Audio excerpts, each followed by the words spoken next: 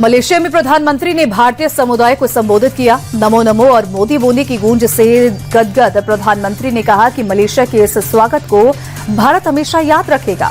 प्रधानमंत्री ने दोनों देशों को एक दूसरे के विकास का साझेदार बताया। पिछले एक दशक के सुधार को गिनाते हुए प्रधानमंत्री ने 2047 तक विकसित भारत के लक्ष्य को भी दोहराया। प्रधानमंत्री मोदी ने कहा कि भरोसा ही भारत की पूंजी है। हाल ही में अमेरिका और ईयू के साथ हुआ ट्रेड डील इसी भरोसे का नतीजा है। प्रधानमंत्री नरेंद्र मोदी 2 दिन के मलेशिया दौरे पर हैं। कुआलालंपुर में एयरपोर्ट पर पीएम मोदी का भव्य स्वागत हुआ। खुद मलेशिया के प्रधानमंत्री अनवर इब्राहिम ने मोदी को रिसीव किया। पीएम के स्वागत के लिए एयरपोर्ट बड़ी संख्या में भारतीय समुदाय के लोग भी वहां पहुंचे। लोगों ने मोदी मोदी के नारे भी लगाए। इस दौरान स्वागत के लिए एयरपोर्ट पर सांस्कृतिक झांकी भी तैयार की गई थी। भारत का मुसलमान और ईसाई भारत का है। आरएसएस प्रमुख मोहन भागवत ने संघ के 100 साल पूरे होने पर मुंबई में आयोजित एक कार्यक्रम में ये बात कही। भागवत ने कहा कि संघ को दूर से देखेंगे तो गलतफहमी होती है। संघ को समझने के लिए संघ की शाखा में चाहिए। बीजेपी संघ की पार्टी नहीं है। हाँ, संघ के स्वयंसेवक उस पार्टी में हैं। संघ को समाज में अलग संगठन खड़ा नहीं करना है, बल्कि समाज को एकजुट करना है। इस कार्यक्रम में बॉलीवुड अभिनेता सलमान खान भी मौजूद रहे। बीजेपी के राष्ट्रीय अध्यक्ष नितिन नवीन मिशन केरल पर हैं। दीवार पर पार्टी का चुनाव चिन्ह कमल का फूल बनाकर विधानसभा चुनाव के लिए प्रचार अभियान शुरू कर दिया है। केरल में इस साल विधानसभा चुनाव होने वाले हैं। कल नितिन नवीन ने पार्टी के बूथ कार्यकर्ताओं को संबोधित भी किया था। केरल एनडीए के नेताओं के साथ बीजेपी और कमेटी की भी बैठक की और केरल चुनाव के मद्देनजर नितिन नवीन का ये दौरा काफी अहम माना जा रहा है। केंद्रीय गृह मंत्री अमित शाह ने अपने 3 दिवसीय दौरे के अंतिम दिन जम्मू कश्मीर में विकास परियोजनाओं को लेकर समीक्षा बैठक की। इस दौरान केंद्रीय गृह मंत्री ने बुनियादी ढांचे के विकास और योजनाओं की जानकारी ली। साथ ही अधिकारियों को विकास कार्यों में तेजी लाने के लिए भी निर्देश दिए। बैठक में एलजी मनोज सिन्हा, मुख्यमंत्री उमर अब्दुल्ला समेत आला अफसर भी मौजूद रहे। बीजेपी की ऋतु तावड़े मुंबई की नई मेयर होंगी। मराठा समुदाय से आने वाली ऋतु गुजराती मतदाताओं के वर्चस्व वाले घाटकोपर से लगातार तीसरी बार पार्षद चुनकर आई हैं। इस जमीन पर सक्रिय रहने और मुद्दों को कुशलता से सुलझाने के लिए पहचानी जाती है। अभी प्रदेश महिला मोर्चा की उपाध्यक्ष का पद भी संभाल रही हैं। आपको बता दें कि ऋतु ने साल 2012 में कांग्रेस का दामन छोड़ बीजेपी का दामन थामा था।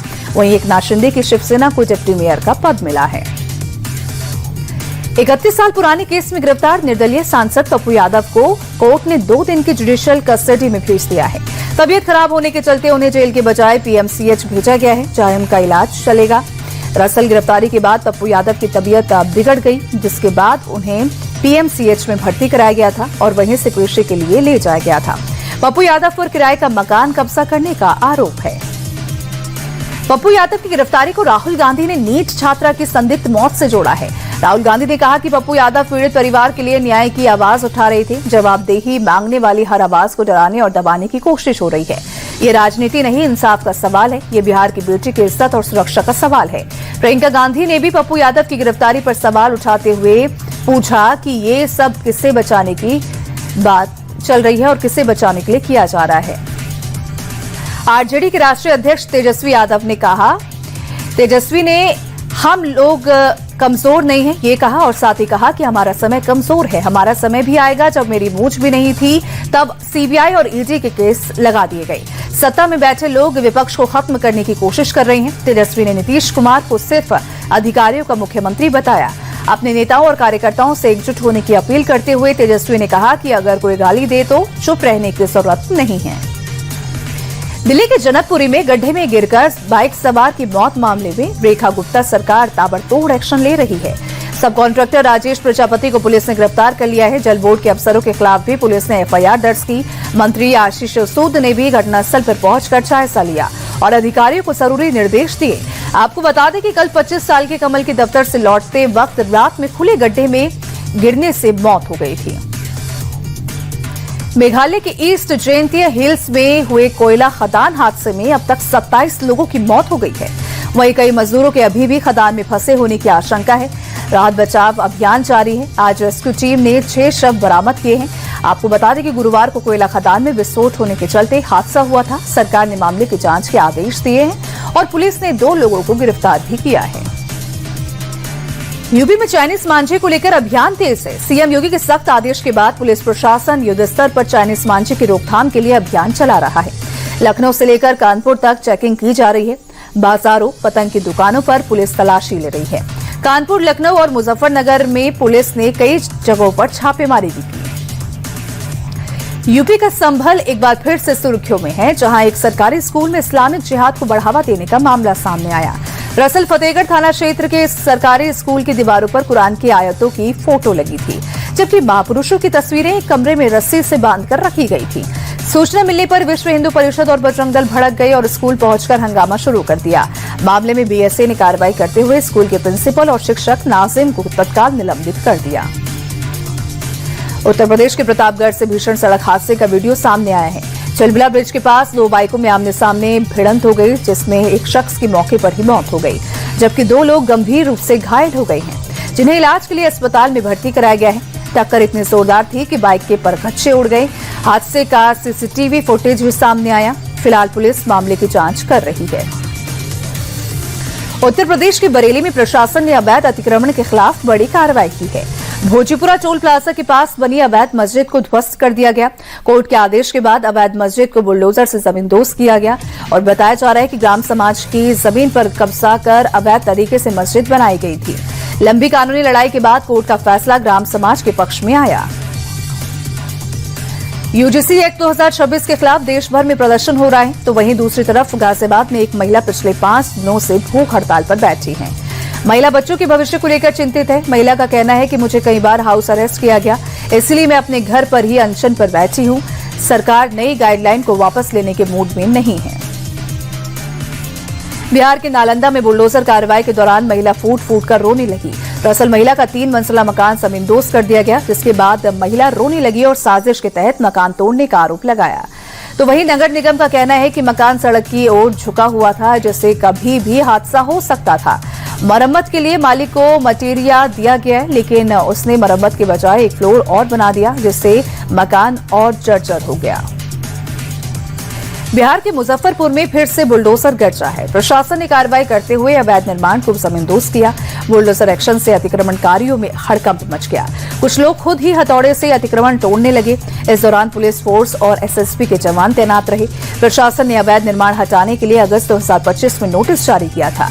दरअसल स्मार्ट सिटी के काम में बाधा बन रहे 89 अवैध निर्माणों को ध्वस्त किया जाएगा।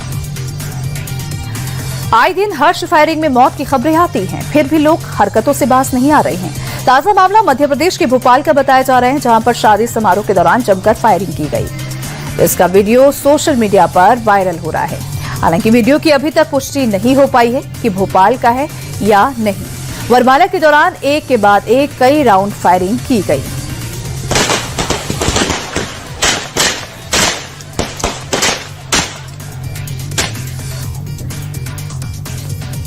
छत्तीसगढ़ के रायपुर में तार फैक्ट्री में अचानक भीषण आग लग गई। देखते ही देखते आग ने फैक्ट्री के एक हिस्से को अपनी चपेट में ले लिया, जिसके बाद इलाके में अफरा तफरी मच गई।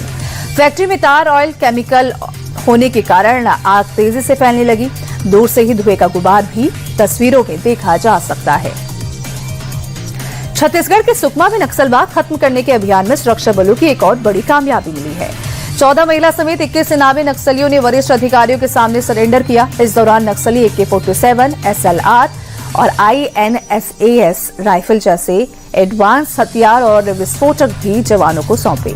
सरेंडर करने वाले सभी नक्सलियों पर कुल 76 लाख का इनाम था। सरेंडर करने वाले नक्सलियों को राज्य सरकार की ओर से मदद भी दी जाएगी। जोधपुर के MGM अस्पताल में उस वक्त हंगामा मच गया जब ICU में भर्ती एक मरीज की गिरने से मौत हो गई। इसके बाद परिवार वालों ने अस्पताल के कर्मचारियों से मारपीट की और हंगामा किया। आरोप है कि मरीज की देखरेख सही से नहीं की गई, जिसके चलते ये घटना हुई। दरअसल ICU में भर्ती मरीज बाहर निकलकर दूसरे फ्लोर पर पहुंचाया गया, जहां से वो नीचे गिर गया और मौके पर ही उसकी मौत हो गई। मामले ने तूल पकड़ा तो अस्पताल अधीक्षक ने जिम्मेदार कर्मचारियों को नोटिस थमाकर जवाब मांगा है। जम्मू कश्मीर में भारी बर्फबारी के बाद जन्नत से खूबसूरती नजर आ रही है। इस बीच बांदीपोरा से रोमांचित कर देने वाला वीडियो सामने आया है। भारी बर्फबारी और 0 से नीचे टेम्परेचर के बीच बर्फ से ढके मैदान पर लड़के क्रिकेट खेलते हुए नजर आ रहे हैं। स्थानीय लोग भी मैच देखने पहुंचे हुए हैं। वीडियो में देखा जा सकता है कि आसमान से लगातार बर्फ गिर रही है। फिर भी ये लड़के क्रिकेट का मजा ले रहे हैं। चारों तरफ बर्फ की सफेद चादर बिछी होने से ये नजारा और भी ज्यादा मनमोहक हो जाता है।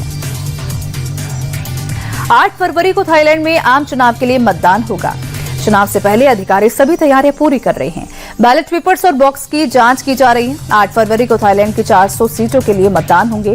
थाईलैंड में कुल 70,240 वोटर्स हैं जो 114 पोलिंग स्टेशन पर मतदान करेंगे।